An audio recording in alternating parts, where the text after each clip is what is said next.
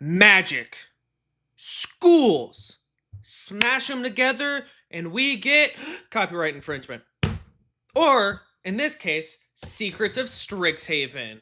Hey everyone, welcome back to the Cunning Cardmates channel. It's here, it's finally high time for Secrets of Strixhaven.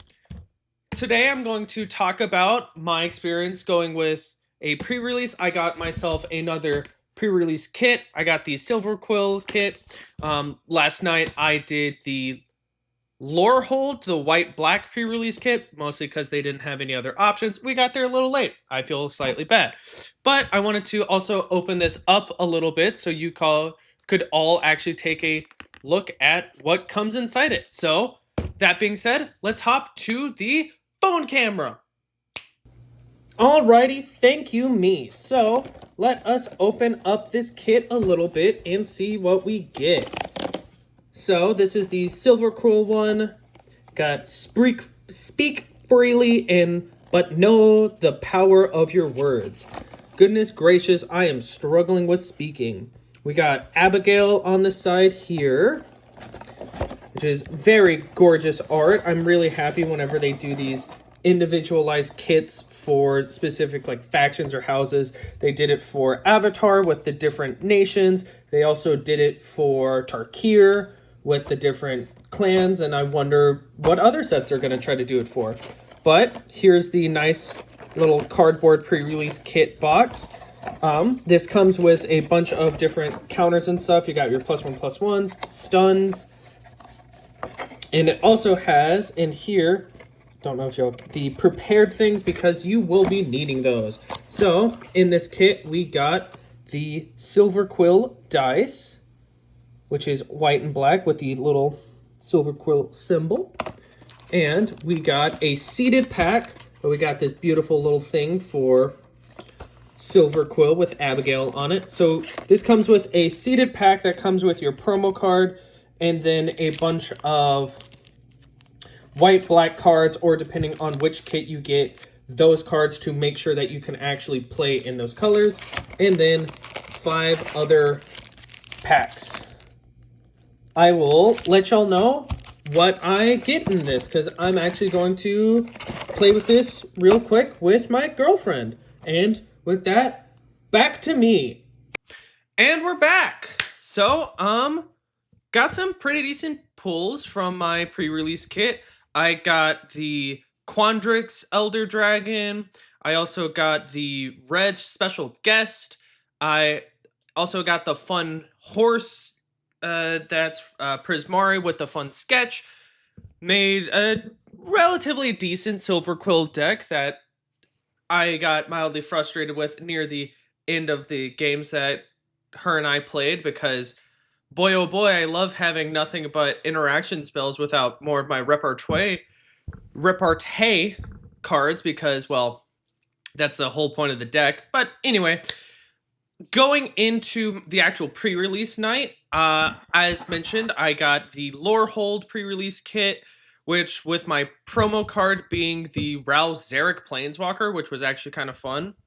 I also got the White Paradigm spell, which is also pretty fun, and decided based on some of my card pools to work on a Mardu deck using some of the black cards that helped with bringing things out of your yard, because, well, the whole thing with Lorehold is wanting to remove things from your graveyard, whether that's exiling the card or bringing it out of graveyard. And the first game I had was not really that great. I didn't do as well, went 0-2, finished that game within 20-ish minutes. Didn't feel great, but second and third game were a lot better. In my second game, my opponent was playing a Lorehold deck, I believe, and it was somewhat of a mirror match, but it was pretty fun. I lost the first game and then won the second 2, and then final round, same thing. It was a pretty decent deck all around. It was just that first round didn't feel that great for me due to the fact that I just got mana flooded and there was literally nothing I could do at a certain point. Outside of that, I do genuinely think this is probably my favorite set of the year so far, which, isn't saying a lot. We've had two other sets, one of which being Turtles, Turtles, Turtles, Turtles, Turtles, Turtles, and also the Lorewyn Eclipse set that I wasn't a huge fan of because of not a fun pre-release. But I think to me this is going to be the best set of the year. You know, who knows what Reality Fracture might hold. Same thing with Hobbit and Star Trek and in the Marvel superhero set.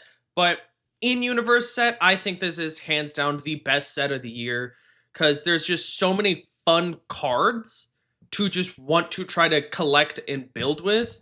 I have two collector boosters that I've opened, which were just heat. I've had mad pulls, I feel, throughout this set so far that have just been really enjoyable. It's just such a fun set, and I love the way of like the different cards work and how it just encourages fun cohesion with everything in a way that like Lorwyn, I keep doing that. Lorwyn wasn't as exciting for, at least again, pre-release, because for the most part it was there, but it was mostly focused on doing just creature type. Whereas like this, it's specific colors, you know exactly which ones. The draft archetypes are very obvious of what it is. You got your Witherbloom, your Quandrix, your Prismari, your Lorehold, and your Silverquill. Pretty simple. And I think at least with a sealed format of doing a pre-release or just doing that with like pre-release kits, it's very conducive to want to splash a third color. Granted, I more or less always do that to an extent because I struggle with the deck building process to an extent. But I feel like with this set, there's a decent amount of overlap to where you can do some fun things. Like, I feel the Mardu color combo is really fun, whether that's you're splashing black or you're splashing the red, either or, because, like, those cards actually have decent cohesion together to where you can build up across the board. I think the Teamer color combo could be pretty fun. That was something I wanted to do deck building wise with my pre-release kit last night because it was pretty fun to want to like actually consider doing all that due to the fact of like, well, I feel like the cohesion with it could be mildly decent, but I didn't do it. I mostly only did the Silverquill decked simply because I was getting tired at that point and was ready to go to bed. But her and I might do a few more deck building things and just have fun with that. Who knows?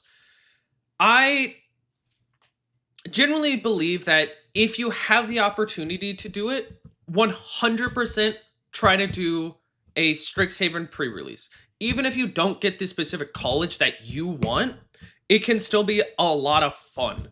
Whether, because at the end of the day, Magic is just a fun game, and being able to have a night or an afternoon where you just hang out with other people and just sling spells together and shoot the shit, it's always fun. And that's one of my favorite things, and why I love this hobby as much as I do, is it's a very casual format to a certain extent of just everyone's learning the cards, everyone's having their first experience with it, and just being able to do whatever they feel like doing. And it might not feel the best at a certain point, that you might just get out utterly trounced round wise. But since everyone, at least at my local game store where I go, you will get a prize pack regardless of how you do, it's not as like conducive to feeling very downtrodden.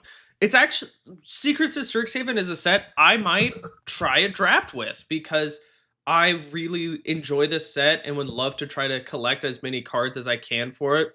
I might try to get maybe a few more collector boosters if I can, just to crack and see what I can get and see if I can get any fun things to put in my other decks, because it's such a fun set that I do genuinely believe will just be enjoyable for almost everyone. I am hesitant to spend that much money on this set because the next set is my most anticipated set of the Marvel superhero set. Granted, I think most people's most anticipated set of the year is Reality Fracture, myself included, solely because I don't know what that's going to be. And I'm excited because some of the theories seems really fun, especially with some of the lore aspects. Hey, that's another pro for Secrets of Strixhaven. I listened to the lore, which is really interesting, and trying to see what White Jace is going to be doing. Because it's just really interesting, that prospect of, ooh, all these color combos that we know flipped on their head. Like, that's such a fun idea that I just really want to experience, and I think will be such a fun thing to go about. But that being said, that's more or less all I have to say about the Secrets of Strixhaven pre-release. As usual, I highly suggest doing a pre-release because they're one of the best ways to just experience the set. And outside of that, if you went to a pre-release, let me know in the comments below. How did it go? What did you do? Was it very enjoyable for you? What's your most anticipated card of this set? Mine is probably the Green Paradigm, the Vampiric Tutor, or the Cat Cyclonic Rift, because I want to give that as a gift for my girlfriend because she loves cats and I also love that art. But outside of that, that's basically everything I have to say. As usual, if you like this video, give it a like, hit the subscribe button to tune in for more, and hit that bell so you stay updated on the next post. But that's basically everything. Thank you for watching. Peace!